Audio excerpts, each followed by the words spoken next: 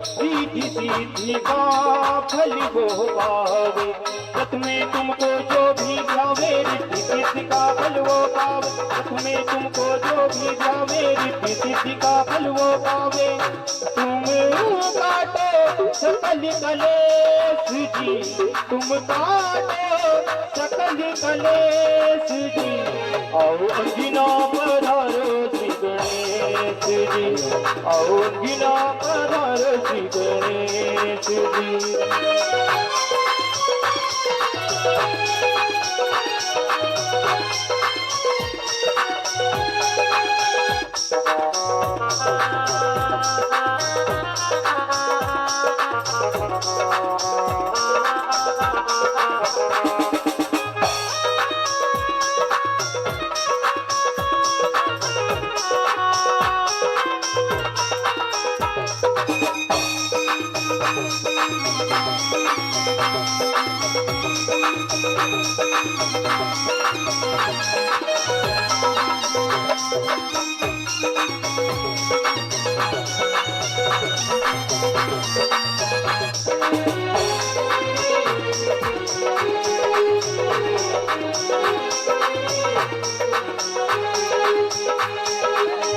जय जय जय गणिराज तुम्हारी, जय जय जय गणिराज तुम्हारी, कृपा करो जाए बलिहारी, कृपा करो जाए बलिहारी। जय जय जय गणिराज तुम्हारी, कृपा करो जाए बलिहारी। जय जय जय गणिराज तुम्हारी, कृपा करो जाए बलिहारी। तुम्हें रहना साथ हमेश जी, तुम रहना साथ हमेश जी, आओ अंगिना पधारो श्री गणेश जी, आओ अंगिना पधारो श्री गणेश जी।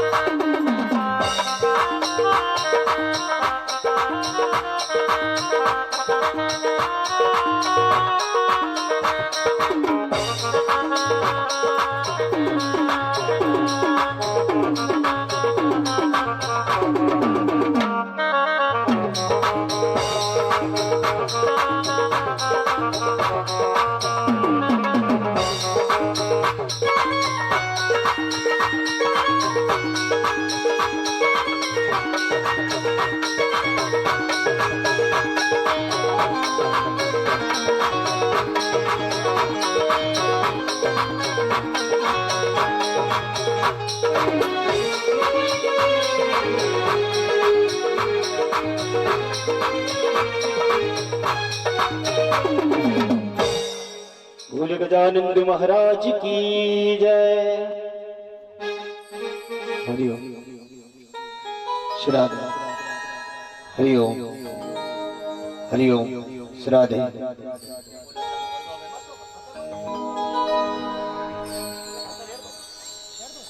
बोले शिव महापुराण की,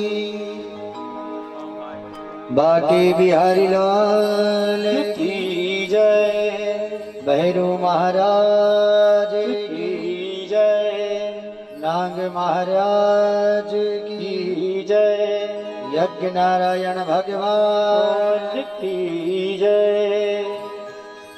गुरु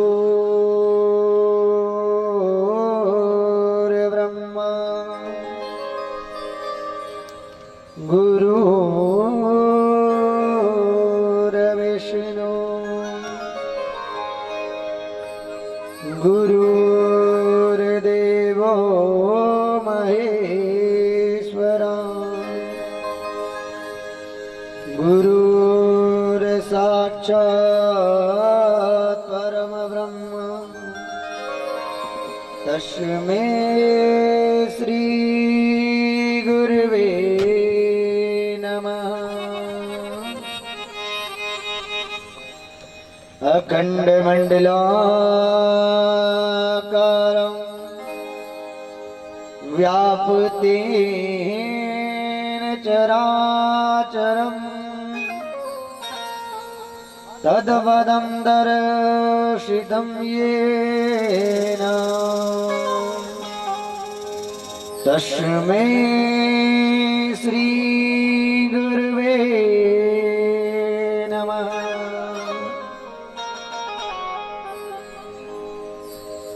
विनायकं गुरुर्वाणो ब्रह्मा विष्णु महेश्वरा सरस्वती प्रणयोदे सर्वकार्येषु सर्वदा हनुमान अंजनी सुनो वायुपुत्र महाबला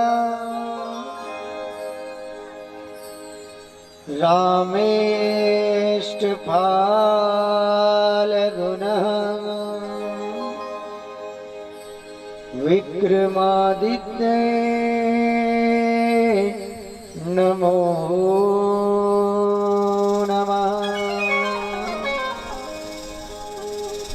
मंगलम भगवान शंभो मंगलम वृषभध्वजा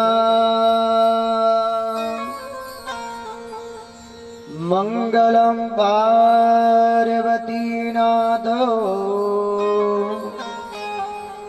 नमो नमः। सच्चिदानन्दरूपाय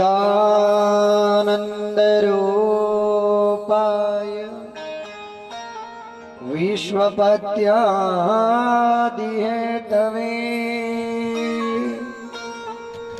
तापत्रेण विनाशाय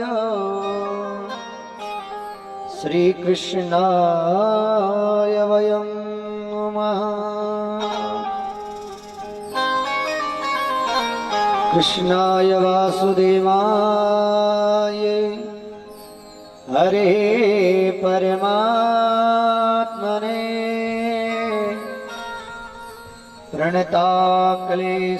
प्रणताक्लेशनाशाय गोविन्दाय नमो नमः। कि गोरा मेरी मात है पिता मेरे महादेव इन दोनों के चरणन में मेरा कोटि कोटि प्रणाम। आग लगी आकाश में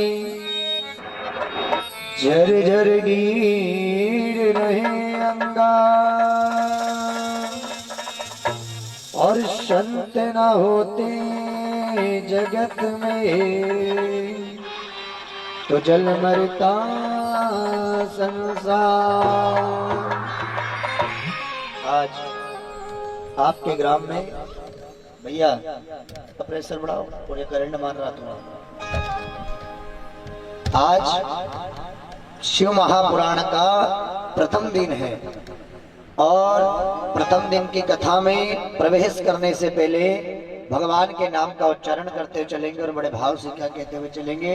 हमारे मुख से भगवान के नाम का उच्चारण होते हुए ये जुमुहा से भगवान का नाम लेते हुए चलेंगे। ओम नमः शिवाय ओम नमः शिवाय हर हर भोले नमः शिवाय।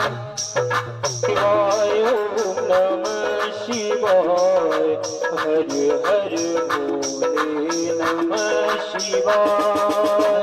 नमः शिवाय ओम नमः शिवाय हर हर भोले नमः शिवाय। नमः शिवाय ओम नमः शिवाय। हर हर भोले नमः शिवाय।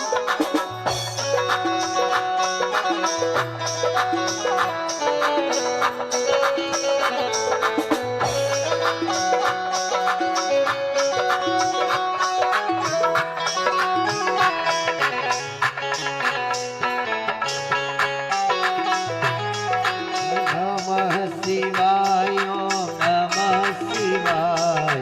हर हर भोले नमः शिवाय। नमः शिवाय ओम नमः शिवाय। हर हर भोले नमः शिवाय। जटाधराय शिव जटाधराय। हर हर भोले नमः शिवाय। जटाधराय शिव जटाधराय। हर हर भोले नमः शिवाय। नमः शिवाय ओम नमः शिवाय। हर हर भोले नमः शिवाय। नमः शिवाय ओम नमः शिवाय। हर हर भोले नमः शिवाय।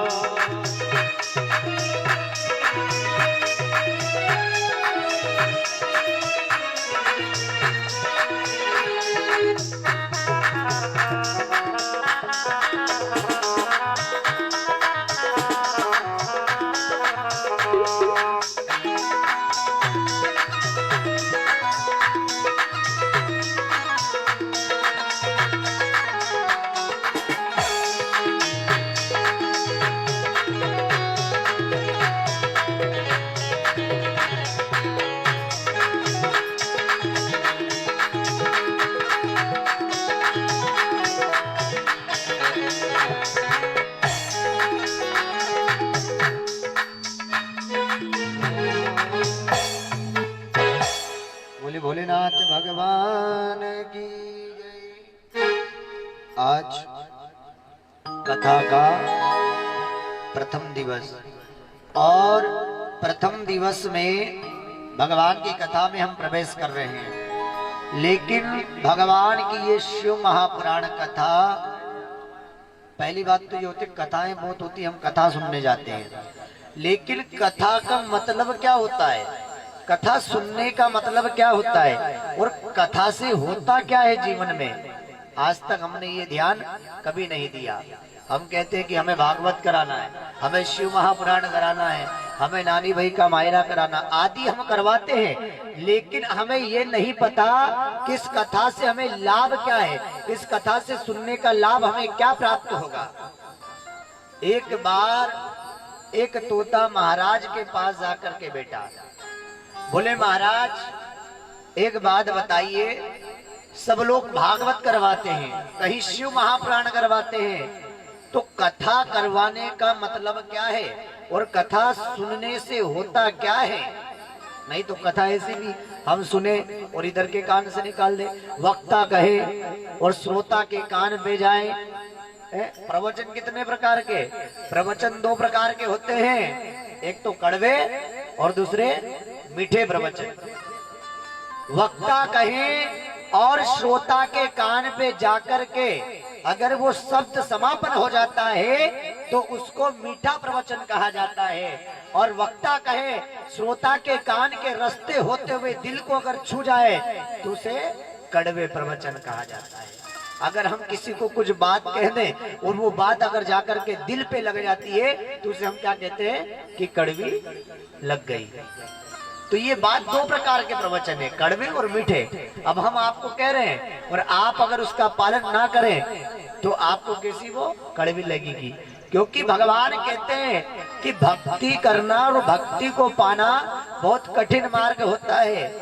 जिस प्रकार आपने देखा वो तोता महाराज से कह रहा है, बोले महाराज कथा से होगा क्या, कथा तो करा ली, 5 दिन का यज्ञ चल रहा, प्रतिष्ठा हो रही है, उसमें शिव महापुराण कथा रखी है, लेकिन इसको सुनने का फल क्या है, उस फल का विधान तो बताइए। तो महाराज कह रहे हैं कि भाई एक काम कर, जिन लोगों ने पहला कथा करवाई हो उनसे जाकर के पूछ ले कि कथा से होता क्या है और कथा सुनने से होगा क्या। वो तोता उड़ के गया और जाकर के ऐसे नगर में गया जहां पर खटिया पर एक डोकरी जो थी वो बीमार चल रही थी और वो ऐसी अवस्था में पड़ी हुई थी कि आज मरने वाली जो कल मरने वाली इस अवस्था में थी। वो तोता जाकर के उसकी खटिया पे बैठ गया और कहने लगा, बोले हे माँ मुझे ये बता कि कथा से होता क्या है। और वो कथा कहने का जो शब्द था उसके कान में चला गया और जब उसके कान में गया तो वो परम धाम को चली गई।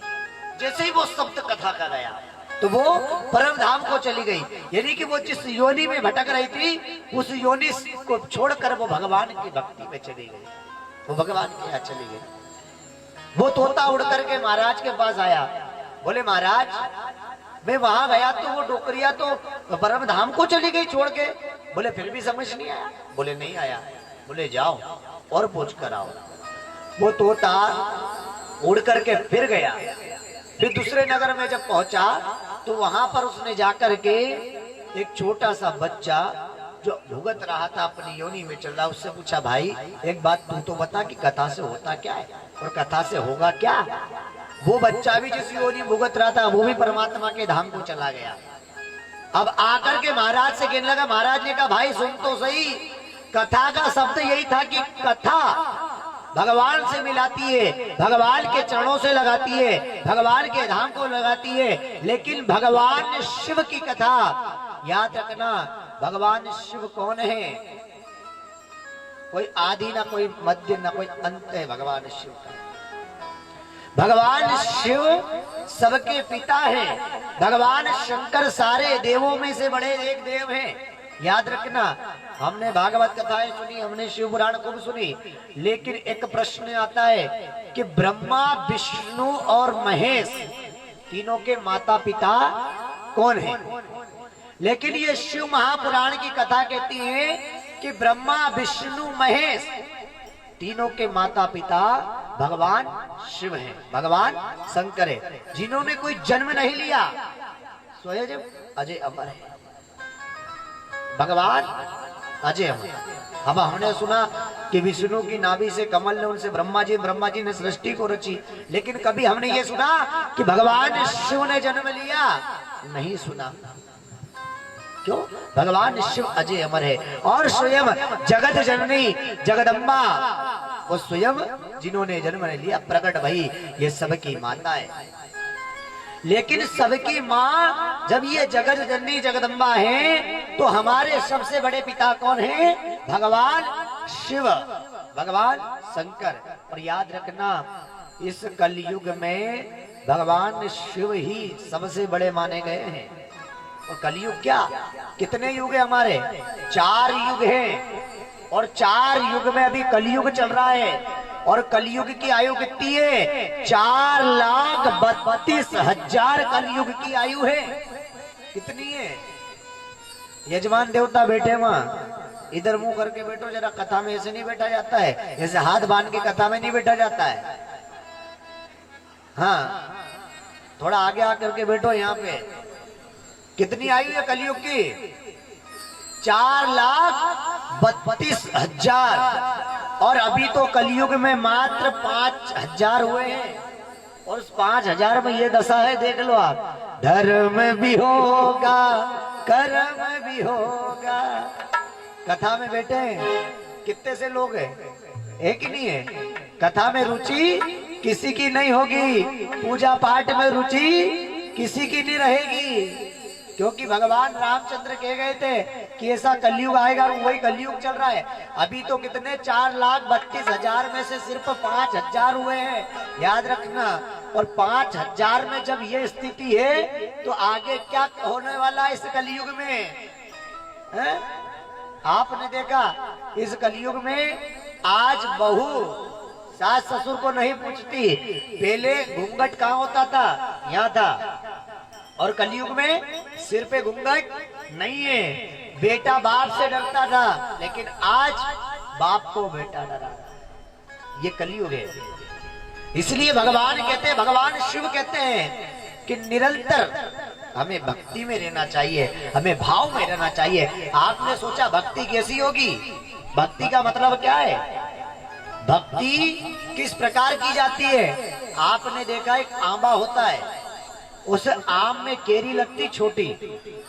जब आम में वो केरी लगती है तो वो केरी छोटी जो रहती है उसे हम तोड़कर खाते तो वो तोरी तोरी हमको लगेगी, वो केरी हमको तोरी लगती है।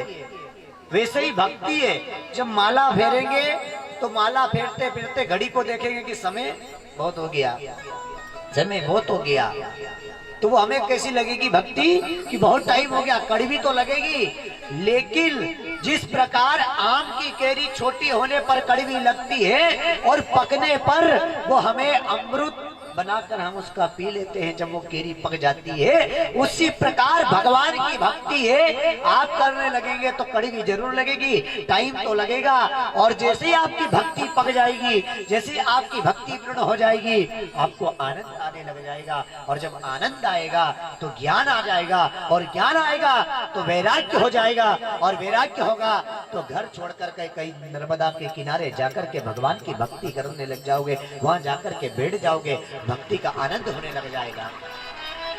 लेकिन भक्ति क्या होगी?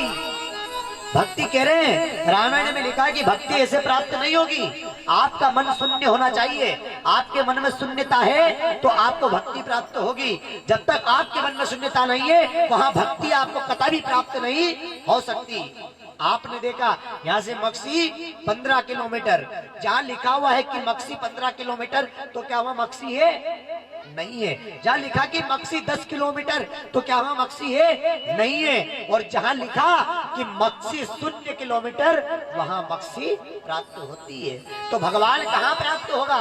आपके शून्य में। आपका मन एकत्रित ध्यान में होना चाहिए, नहीं तो आपके मन में विकार भरा, हमारे मन में पाप भरा, हमारे मन में अहंकार भरा, तो हमें क्या भगवान प्राप्त हो सकता? कभी भगवान प्राप्त नहीं हो सकता।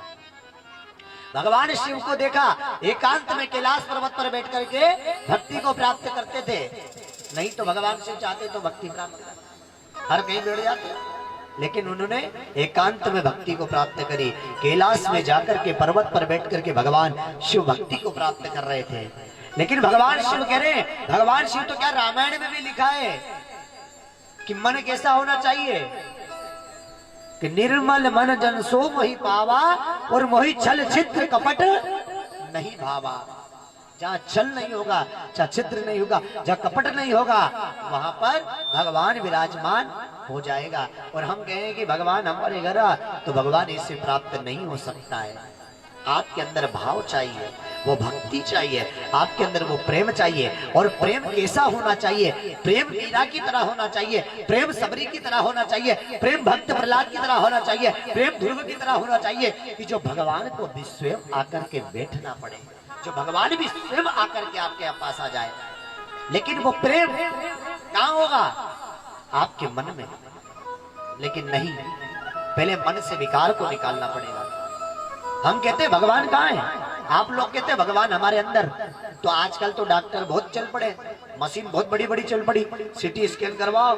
अब सीटी स्कैन में एक एक हड्डी, एक एक नस, एक एक कचरा अगर अंदर है तो वो भी दिख जाता है। तो भगवान की मूर्ति क्यों नहीं दिखती है एक्सरे में? आपके सीटी स्कैन में वो भगवान की मूर्ति क्यों नहीं आती? आप घना आदमी से पूछोगा, आप कहीं से पूछागा,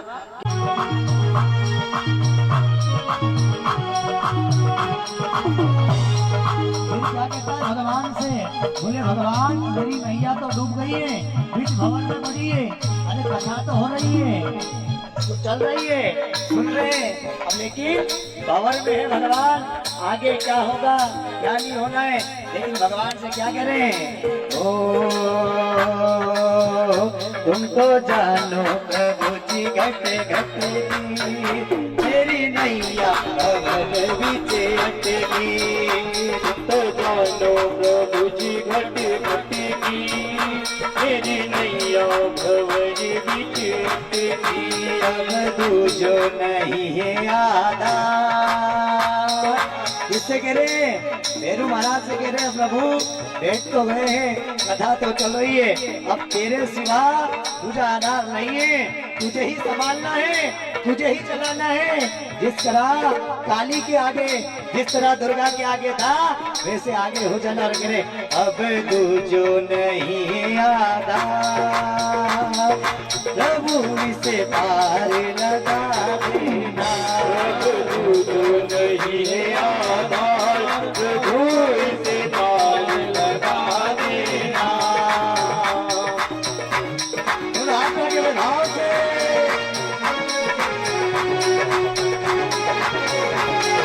हरि बोल।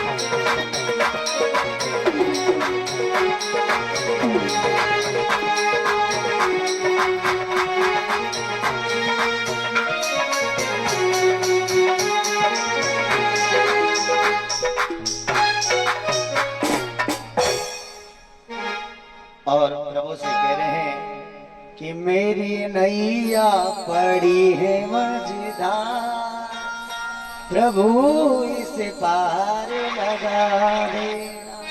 लेकिन कह रहा भगवान से, प्रभु बेटा तो हूं, लेकिन तुम तो गड़गड़ के जानने वाले हो, क्या चल रहा क्या नहीं चल रहा। इधर उस देवराज नाम के ब्राह्मण को कहा बैकुंठ में वास हुआ, और जब देवराज नाम के ब्राह्मण को बैकुंठ में वास कराया गया, तो उसी समय एक वात्सल्य ग्राम था।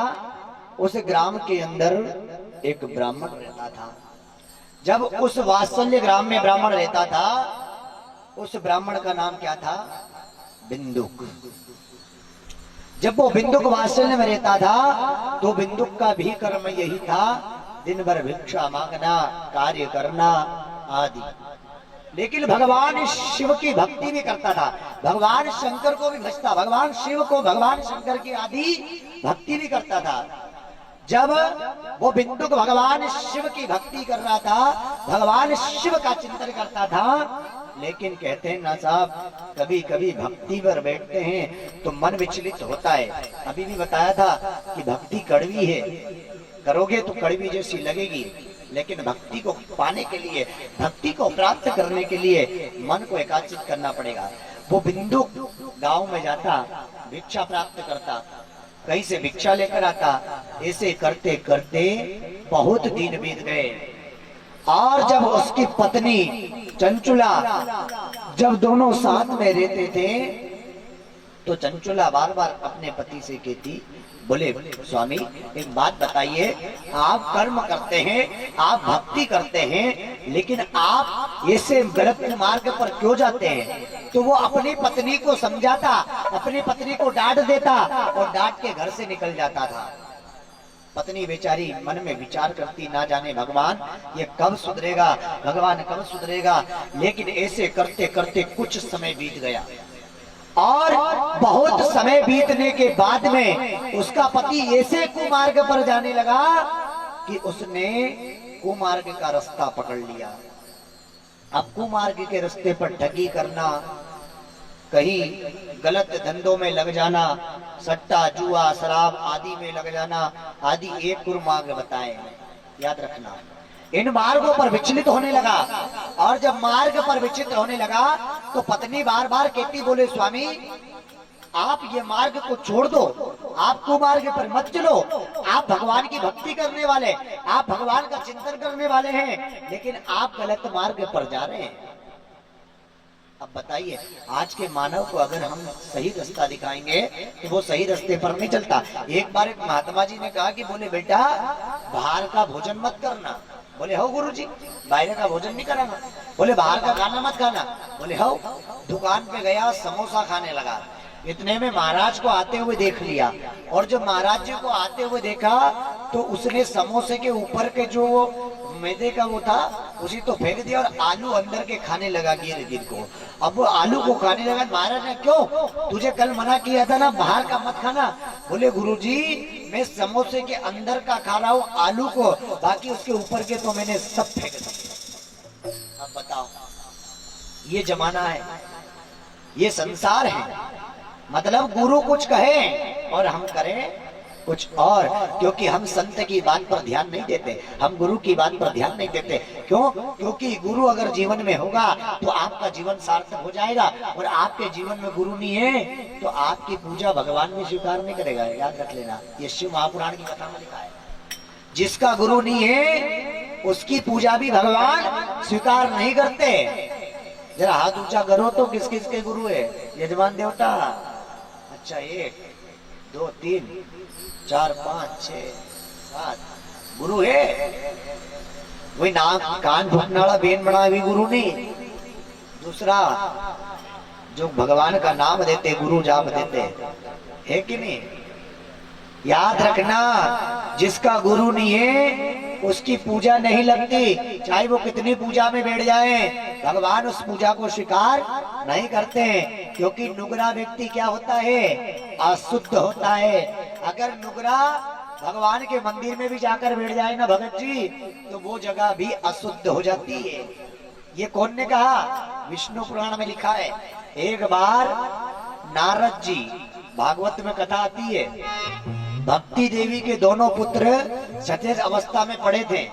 उनको उठाने के लिए नारद जी ने खूब जाप करा, खूब आदि कीर्तन करा, दोरे बांध दिए, कंदोरे बांध दिए, लेकिन दोनों पुत्र खड़े नहीं हुए। क्यों नहीं हुए? नारद जी का कोई गुरु ही नहीं था। तो कहां से मंत्र लगेगा जब तक आपका गुरु नियत क्यों लगेगा? क्यों? क्योंकि ये शिव पुराण की कथा कहती है कि संगत बैठियो संत की, नुगरा से क्या का, अरे नुगरा ले जावे नरक को, और बिरा संत मिलाए राम। आप नुगरे की संगत में लग जाओगे तो नुगरा कहाँ ले जाएगा? नरक में। और संत की संगत में बैठोगे तो कहाँ जाओगे? बैकुंठ में चले जाओगे। तो किसकी संगत में बैठना है? बोलो जम के। संगत बैठियो संत की, और नुगरा से क्या काम, और नुगरा ले जाए नरक को, और बिरा संत मिलावे रे राम। तो संत क्या मिलाते? राम। संत क्या मिलाते? भगवान से। लेकिन हम नुगरे की संगत में बैठते हैं। नारद जी ने खूब झाड़ा फूकी करी, नहीं हुए। क्यों नहीं हुए? क्योंकि गुरु नहीं थे। नारद जी घबराते हुए भगवान के पास पहुंचे। बोले प्रभु, बोले क्या बात है? आपसे बात करना है। बोले बताओ क्या बात करना है? बोले मैंने वहां देखा कि वो वृंदावन धाम में जब वो देवी आई थी तो उनके दोनों पुत्र सचेत अवस्था में थे और उठे नहीं। मेरे खूब झाड़ा फूकी, जो करना था कर दिया। तो नारद जी से भगवान ने कहा, बोले कि नारद तुम्हारा कोई गुरु है? तो बोले प्रभु कोई नहीं है। लक्ष्मी जी झट से आई, बोले प्रभु ये क्या किया? बोले क्या बात है? ये नारद को आपने यहाँ क्यों बैठाया? बोले क्यों? बोले नारद का कोई गुरु नहीं है, ये जब अशुद्ध हो गई इसको गोबर से लिपना पड़ेगा। और नारद जी सुन रहे थे और नारद जी की आंख में आंसू।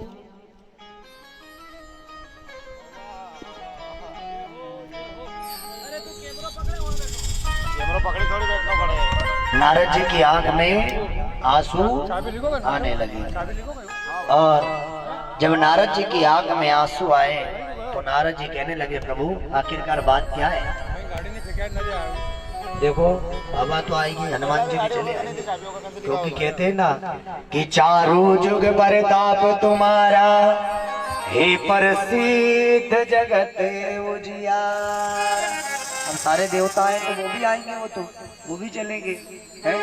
उनका युग चल रहा है। अपन कहते हैं कि 3 युग के देवता नहीं है हनुमान जी, 4 युग प्रताप, 4 युग के देवता है।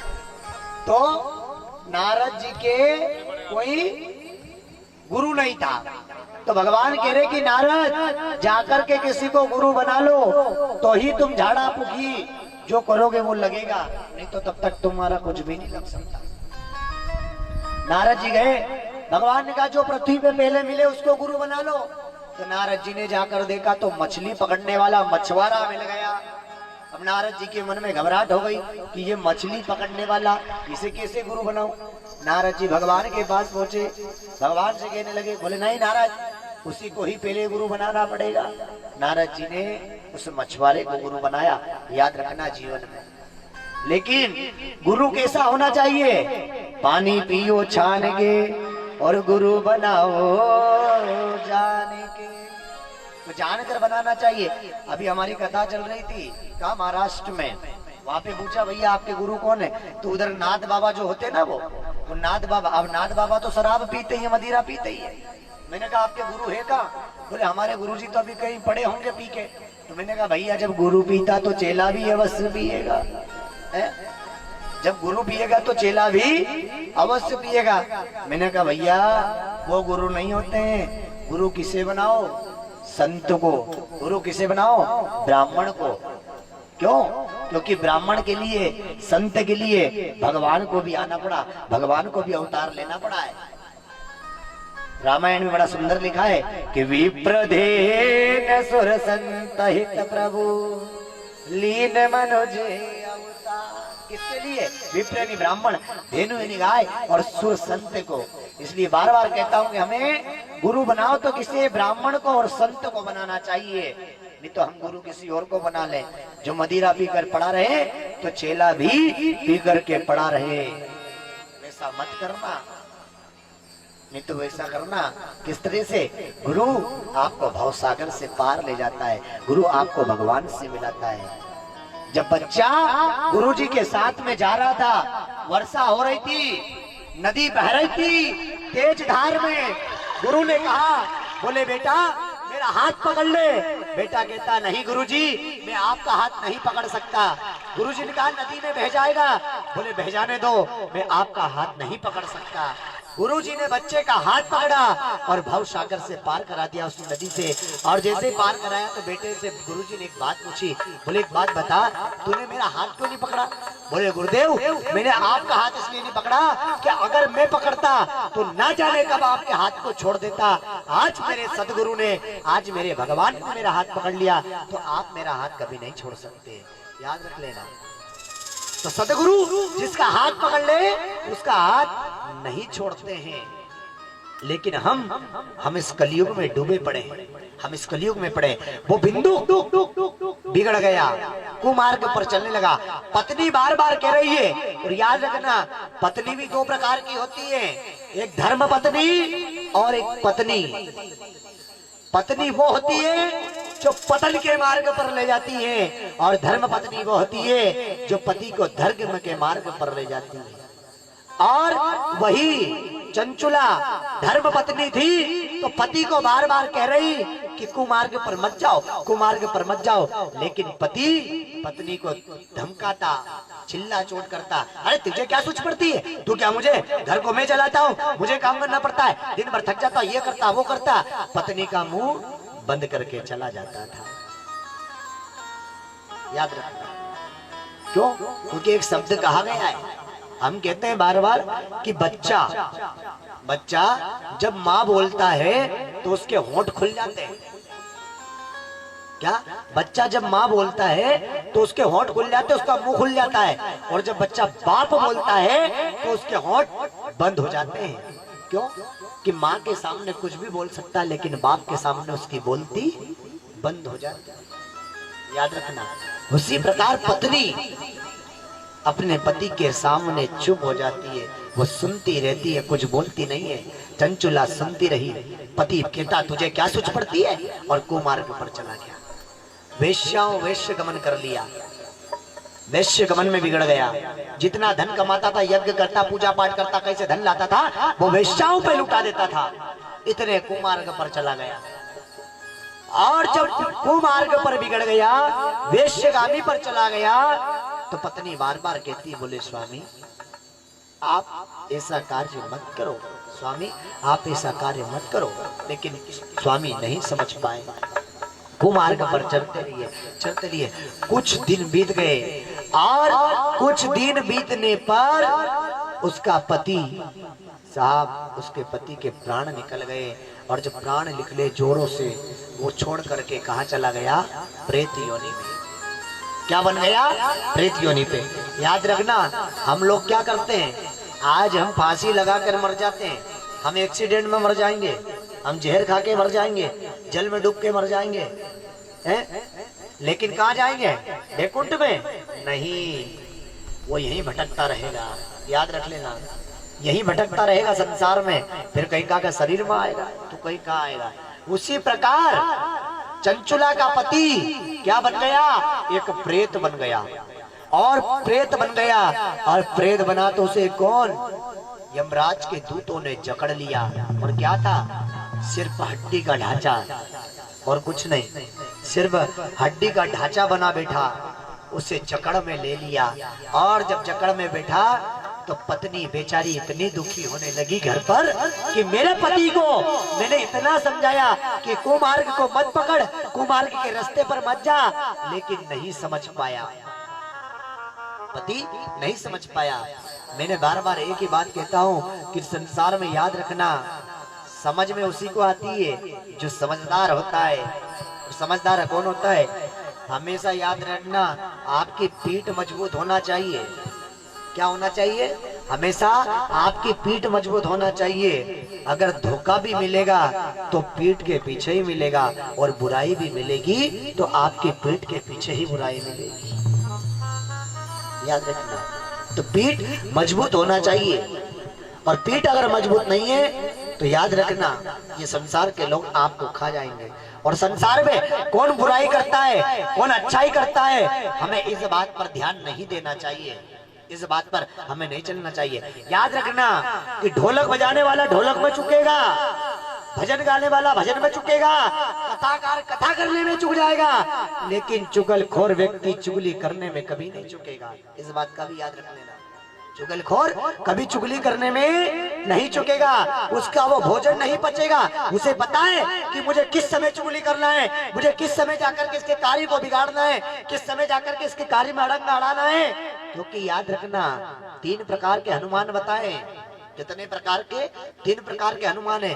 पहला खुद का हनुमान, दूसरा खेड़ापति हनुमान, और तीसरा अड़ूमान, जो हर कार्य में आड़े आ जाता है, हर कार्य को बिगाड़ने आ जाता है। उसे क्या कहा जाता है? अड़ूमान कहा जाता है। लेकिन अड़ूमान से नहीं डरना, हमें तो उस भगवान से कह देना कि तेरे हवाले मेरी गाड़ी, तू जाने की दरो काम जा।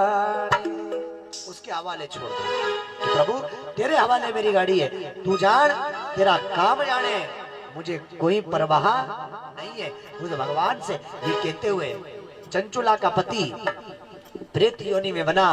और चंचुला का पति जब प्रेत योनि में था तो उस प्रेत योनि में ढांचा बन के बैठा, जकड़ लिया और कह रहे बता तूने कितने कुकर्म किए थे। तो चंचुला इधर घर पर दुखी होने लगी कि मेरे पति को इतना समझाया। अब याद रखना, एक बात यहाँ आती है कि पति बिन मांग सुनी और पुत्र बिन घर सुना, दोनों है ये प्रवद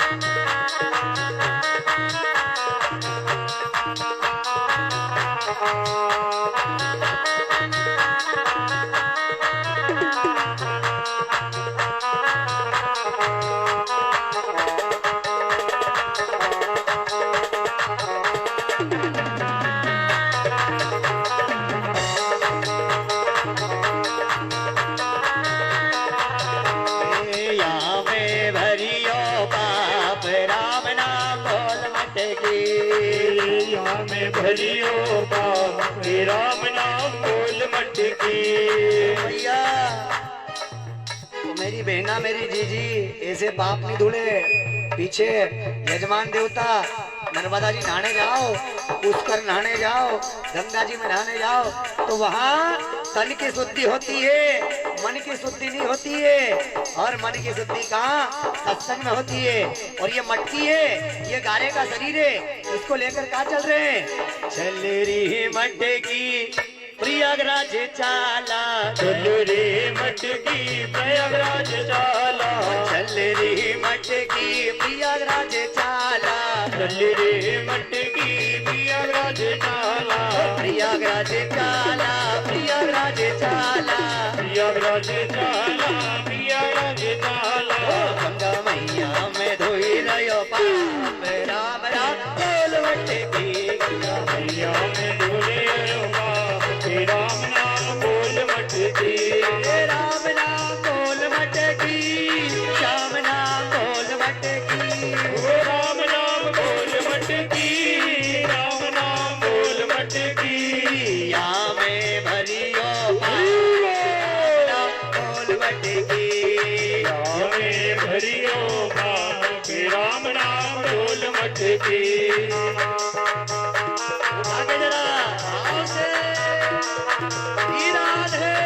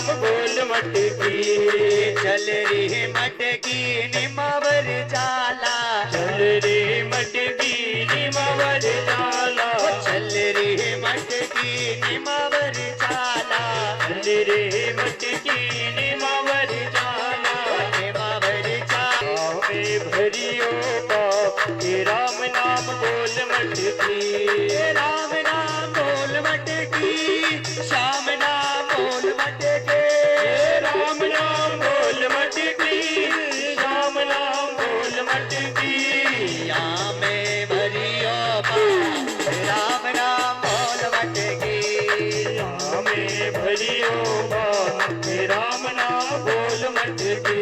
हाथ उठा के बड़े प्रेम से हर हर महादेव।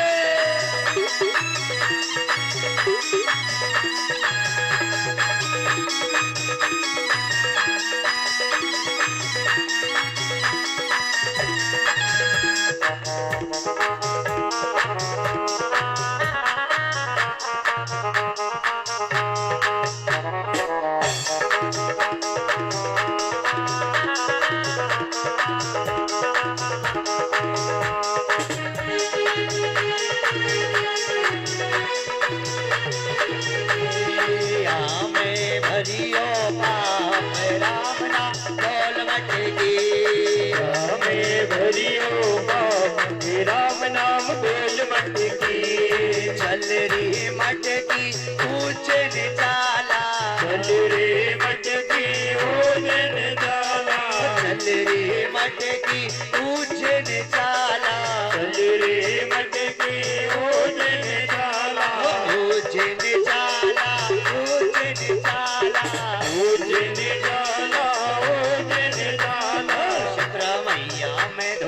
रहो पा राम ना बोल मटकी भैया में धुली रहो बाप राम नाम बोल मटके राम नाम बोल मटकी श्याम नाम बोल मटकी ओ राम नाम बोल मटकी श्याम नाम बोल मटकी या में भरियो पा राम नाम बोल मटकी हमें भरियो बाप राम नाम बोल मटके प्रेम से भैया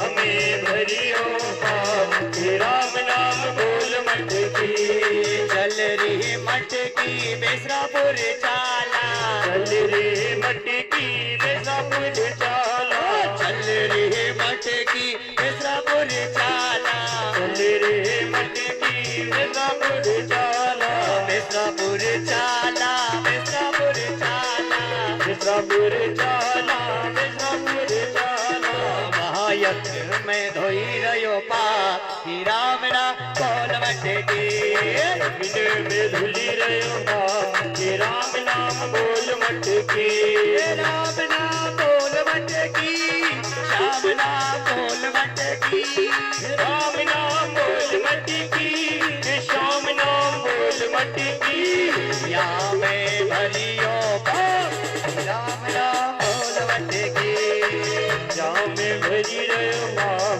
राम नाम बोल मटकी राम नाम बोल मटकी राम नाम बोल मटकी राम नाम बोल मटकी राम नाम बोल मटकी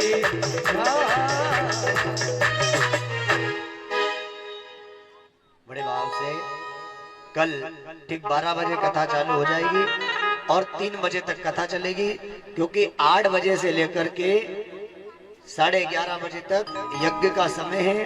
तो आप लोगों को 8 बजे फिक्स तैयार होकर यज्ञशाला मंडप में पधार जाना है और फिक्स 11:30 बजे आपको पांडाल में उपस्थित हो जाना है। 3 बजे तक कथा चलेगी और 3 बजे के बाद पुनः आपको यज्ञशाला में उपस्थित होना है। आरती की ओर चलेंगे बड़े भाव से। अच्छा तैयारी, चलो जब तक और कथा करते हैं 5 दिन में पूरी करना। तो भगवान शिव भगवान ओगड़दानी। अब भगवान शिव कैसे हैं? भोले। भगवान शिव कैसे? ओगड़दानी है। जब भगवान शिव ओगड़दानी, एक बार क्या हुआ देखो, अभी मैंने बताया था कि प्रेम करो तो किससे करो? भगवान से करो। प्रेम करो तो किससे? गिरधर से करो, गोपाल से करो, उससे प्रेम करना चाहिए, भगवान से। एक बार नारद जी घूमते घूमते ब्रह्म लोक से कहाँ गए? पृथ्वी लोक पे।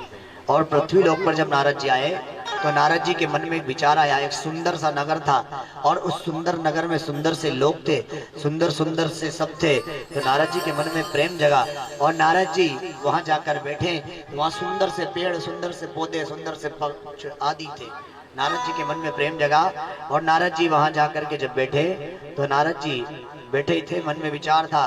तो नारद जी ने सोचा कि ये सिल निधि राजा की पुत्री से मेरा विवाह हो जाए। इतना अगर सुंदर दिखूं तो इस पुत्री से मेरा विवाह हो जाएगा। लेकिन नारद जी जाकर के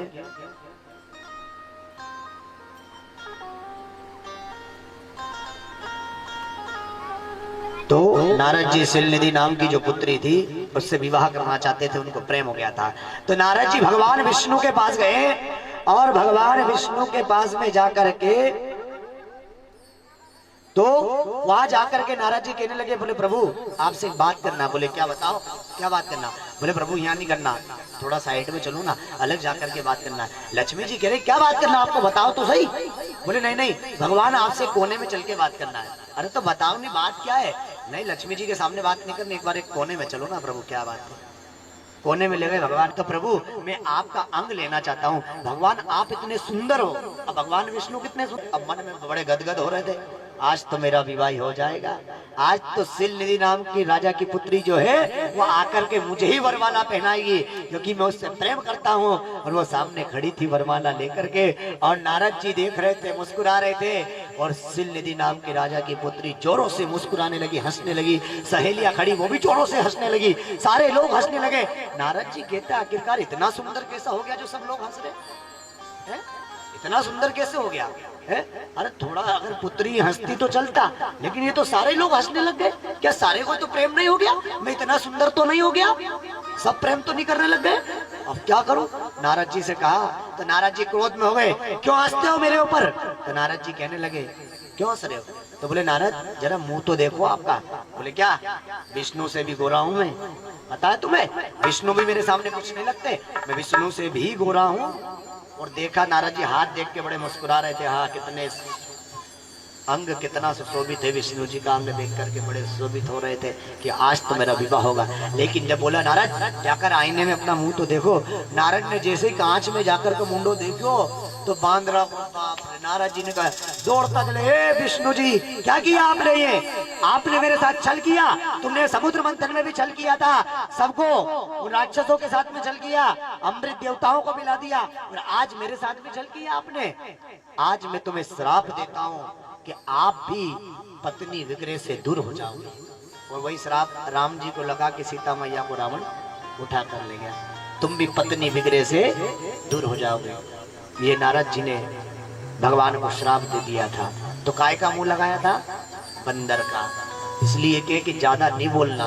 उधर दक्ष प्रजापति की गाय की गर्दन लगी, बकरे की लगी। वो कहता था मैं दक्ष प्रजापति, तो बकरे की गर्दन लग गई। इसलिए कहते हैं मेरी जीजी बहन ये कथा चल रही है 4 दिन, आज की हो गई 3 दिन की कथा और है। इस कथा में इतना आनंद लेना है। और बड़े भाव से क्या कह देंगे वो प्रेम से एक भजन के बाद आरती की ओर चलेंगे। ओ तूने कहीं करियो मन की जमारा में, क्यों ये भजन क्यों लिया, ये भजन क्यों गाया? कि तुम बेटे ऐसा यूं हाथ बांधी के ऐसा बेटा ऐसे वारे जमाना वाह वाह आने के गुरुजी हम तो कथा में जाएं, कथा में बैठा गुरुजी हम तो ऐसा वारे धन्य जीवन। कभी भी पूजा में ऐसे मत बैठना, कभी भी कथा में ऐसे हाथ बांध के मत बैठना। मेरी माँ कथा में ऐसे हाथ बांध के बैठोगे ना, ओ दादा पीछे यजमान देवता अगर पूजा में से हाथ बांध के बैठे ना तो अगले जन्म में परमात्मा ताली बजवाएगा जम के। आनी पाँव ऐसा बांधी के बैठागा नहीं तो कहने भी कैसा बासा बैठा, बासा वैसे बैठना चाहिए हल्के पालकी लगा के पूजा भजन में। तो क्या कहेंगे? और तूने कहीं करियो मन की जमारा में, केसर घुल गई गारा में। तूने कहीं करो मन की जमारा में, या केसर घुल गई काया में।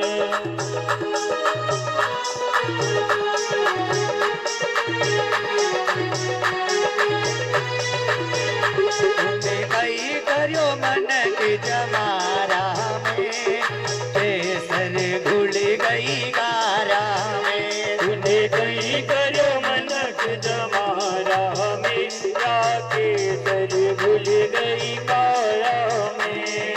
गारा मेरे भाई गारा में, गारा मेरे भाई गारा में, गारा में भाई गारा में, ओ गारा मेरे भाई गारा में।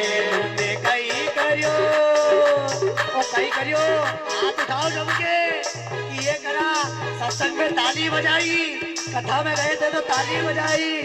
तुमने कहीं करियो मन के जमारा में, केसर घुल गई गारा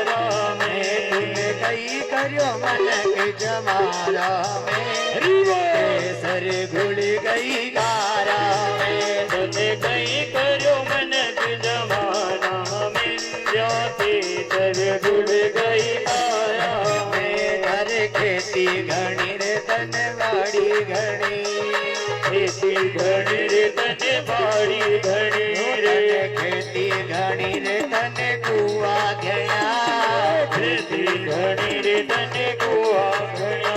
तू तो रही गयो, तो रही गयो भैंस चराना में, केसर घुल गई गाना में। तू तो रही गयो भैंस चरावा में, जाके सर गुड़ गई गाया में। गारा मेरे भाई गारा में, गारा मेरे भाई गारा में, गारा मेरे भाई गारा में। ओ गारा मेरे भाई गारा में। तूने कई करियो, तूने कई करियो मन के जमारा में, केसर गुड़ गई गारा में। तूने कहीं करो मनक जमाना में, जाके सर गुड़ गई तारा में।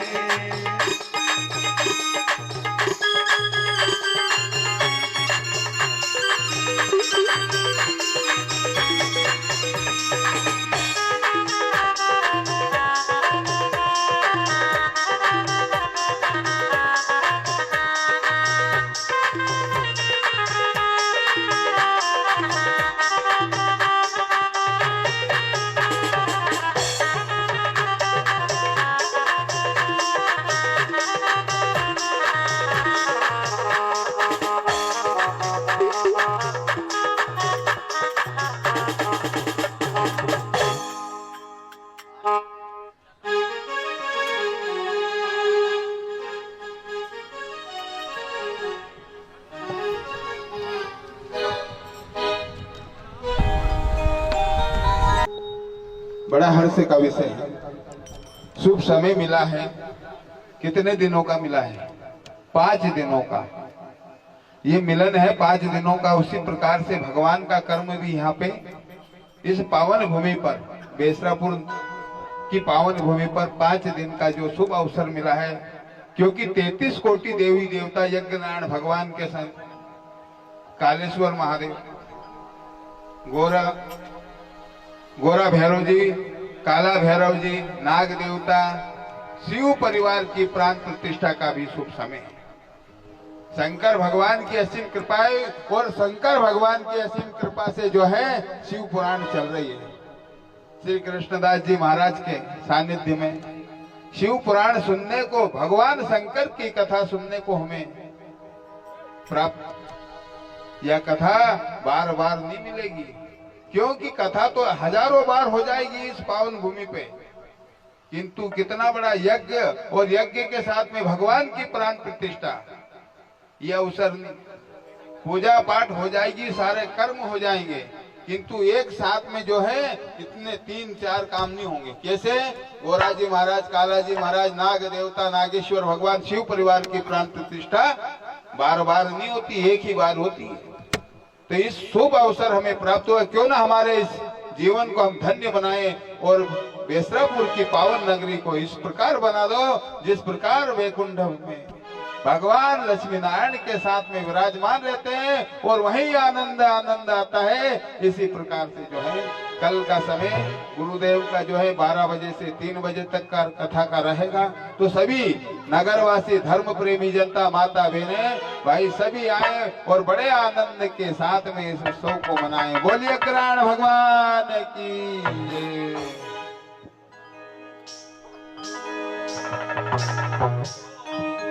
ओ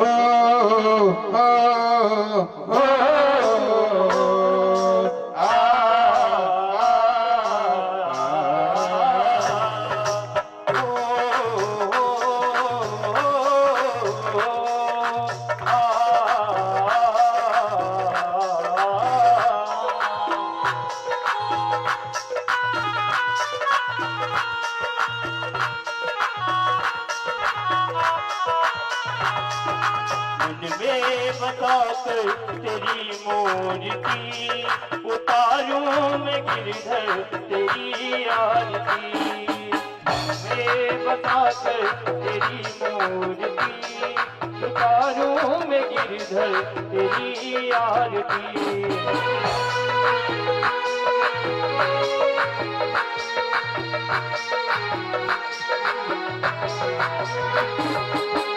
मैं बसा कर तेरी मूर्ति, उतारूं मैं गिरधर तेरी आरती।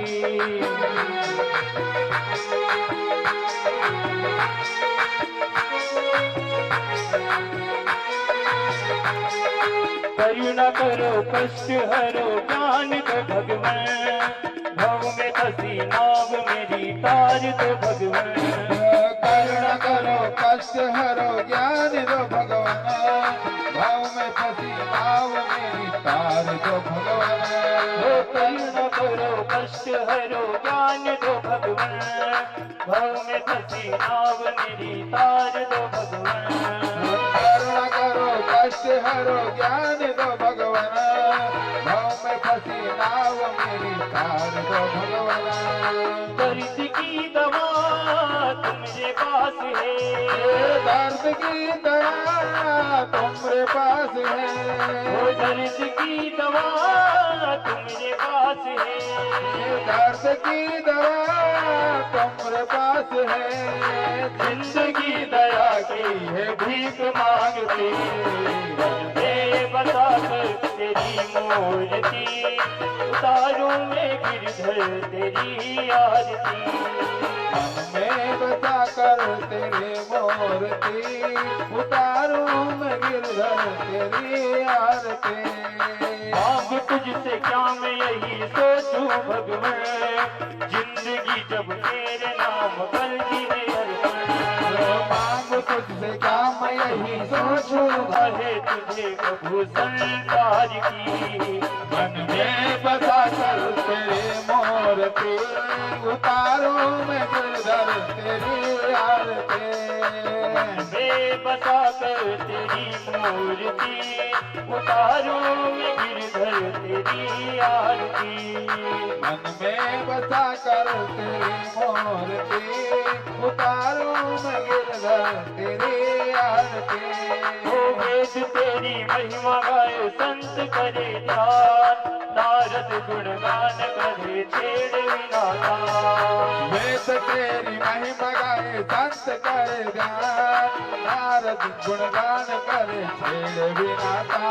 ओ भक्त तेरे द्वार करते हैं पुकार, भक्त तेरे द्वार करते हैं पुकार। ओ भक्त तेरे द्वार करते हैं पुकार। भक्त तेरे द्वार करते हैं पुकार। दास संतोष गाए तेरी आरती। मन में बसा कर तेरे मूर्ति, उतारूं मैं गिरधर तेरी आरती। मन में बसा कर तेरी मूर्ति, उतारूं मैं गिरधर तेरी आरती। मन में बता कर तेरी मूर्ति, उतारूं मैं गिरधर तेरी आरती। उतारूं मैं गिरधर तेरी आरती। उतारूं मैं गिरधर तेरी आरती। उतारूं मैं गिरधर तेरी आरती। उतारूं मैं गिरधर तेरी आरती। गुरु गोरम करुणावतारम, संसार तारम भजगेन्द्रहारम। सदावतंतं कल्याणं भवां भवानी सहितं नमामि। ओम भवानी सहितं नमामि। भवां भवानी सहितं नमामि। ओम भवानी सहितं नमामि। भवां भवानी सहितं नमामि। नाथ गत सितारे गोकुल के राजा, मेरी अखिया तरस रहे अब तो आजा।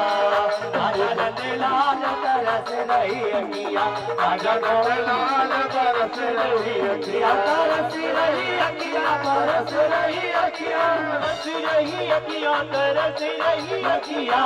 आजा नंदलाल तरस रही अखियां, आजा नंदलाल तरस रही अखियां। आजा गोपाल तरस रही अखियां, आजा गोपाल तरस रही। देवादेवर्धनम आज शरणम प्राण रक्षणार्थे कल्याण करणार्थे श्रीमन्मा पूर्वे साध्याः शांति देवाः। ओम गण गणपति नमः। एकदंताय विद्महे वक्रतुंडाय धीमहि